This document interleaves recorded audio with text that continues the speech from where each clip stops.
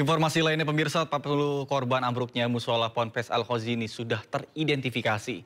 Seluruh jenazah dipastikan berstatus santri Ponpes.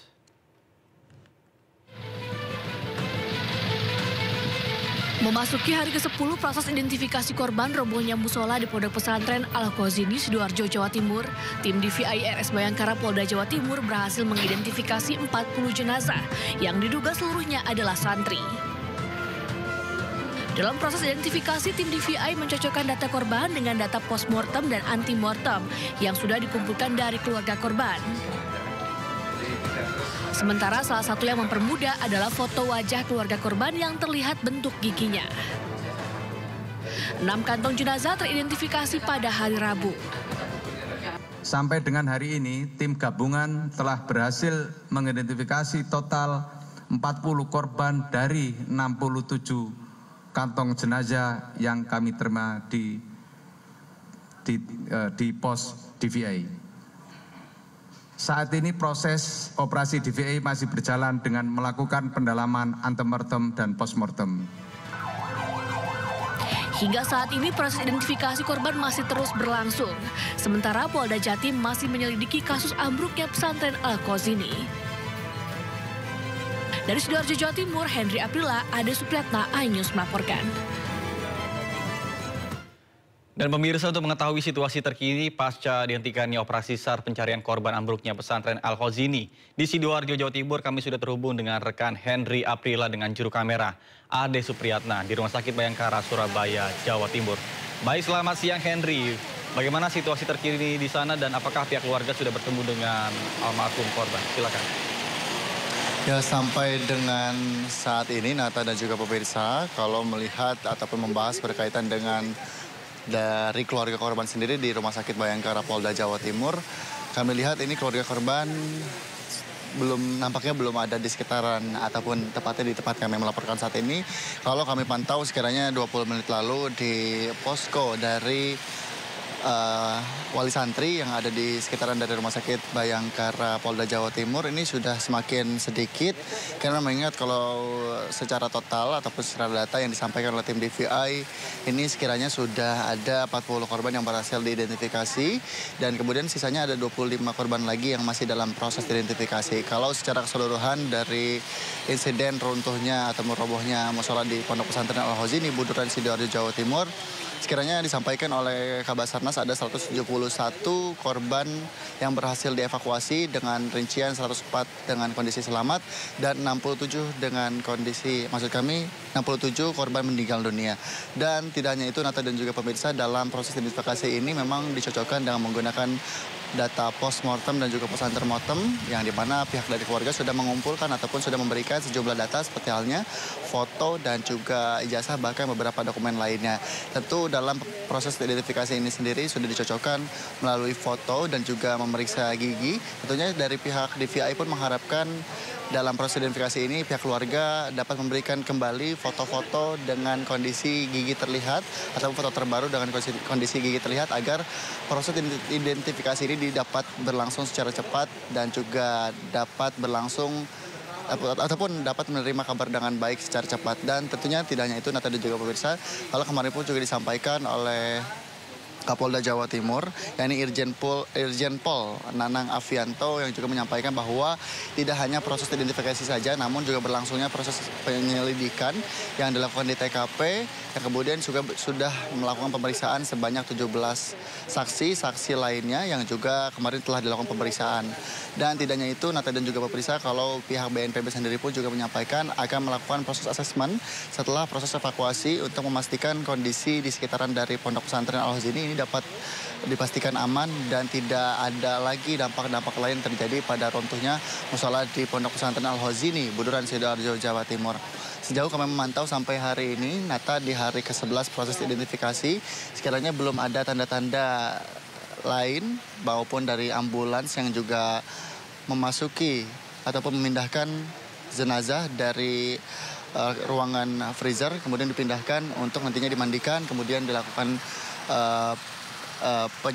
pengafanan, lalu dimasukkan ke dalam peti dan kemudian diantarkan ke kediaman maupun dihantarkan bersama dengan perwakilan dari wali santri sendiri ataupun keluarga korban untuk diantarkan ke kediaman korban untuk dilakukan proses pemakaman. Dan tentunya kami memantau dan kami juga terus mencari informasi terbaru terkait dengan proses identifikasi yang dilakukan pada hari ini. Nata, kembali ke Anda.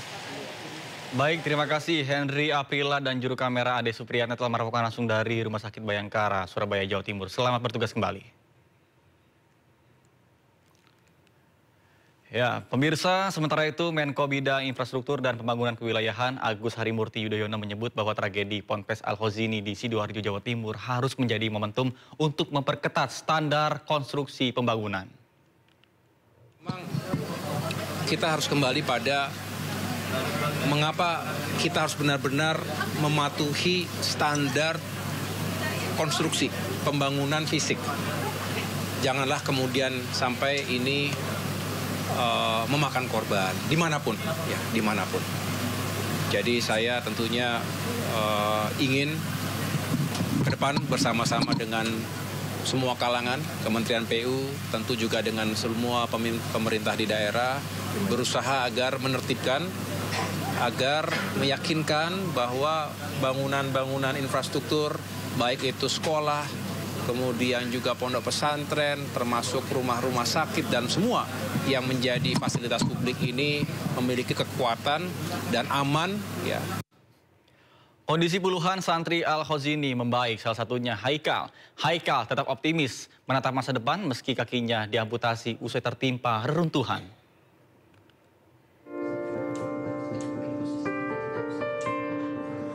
Meski sempat kritis, Syahlendra Haikal alias Haikal 13 tahun warga Probolinggo, salah satu korban selamat ambruknya musola Ponpes Al-Khozini di Buduran Sidoarjo, kini kondisinya mulai membaik. Haikal merupakan korban selamat setelah 3 hari tertimbun reruntuhan dan kakinya harus diamputasi. Meski masih harus mendapat perhatian khusus karena kondisi mentalnya, namun kondisi kesehatan Haikal mulai membaik dibanding sebelumnya. Sementara itu, Bupati Probolinggo Muhammad Haris yang sempat mengunjungi Haikal di RSUD Notopuro Sidoarjo mengatakan, pemirsa, kita awali berita pertama dari Mojokerto, Jawa Timur. Hujan lebat disertai angin kencang merobohkan tenda pernikahan di Desa Mantren. Angin kencang juga menumbangkan pohon hingga menimpa sejumlah motor.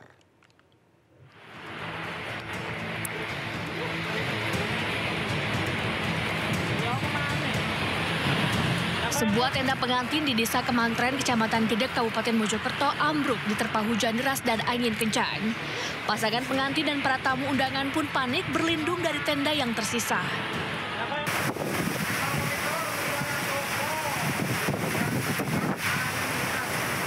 Tidak hanya di kabupaten, hujan deras dan angin kencang juga melanda wilayah kota Mojokerto. Akibatnya sejumlah pohon tumbang di jalan utama. Selain itu, sebuah pohon besar di SMA 2 Kota Mojokerto juga tumbang menimpa 5 sepeda motor yang terparkir. Ya, pokoknya sebelum bel pulang ini tadi. Jadi anak-anak masih kondusif di kelas, belajar, kemudian hujan deras, pas hujan deras tadi itu.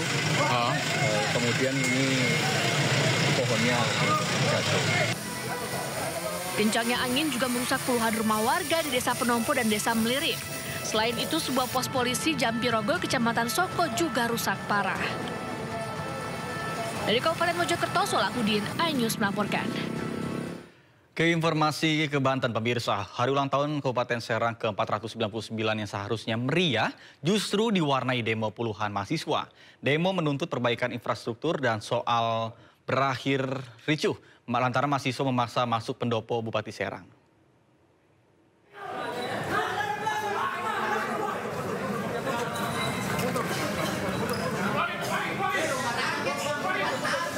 Perayaan HUT ke-499 Kabupaten Serang, Banten diwarnai aksi demo puluhan mahasiswa.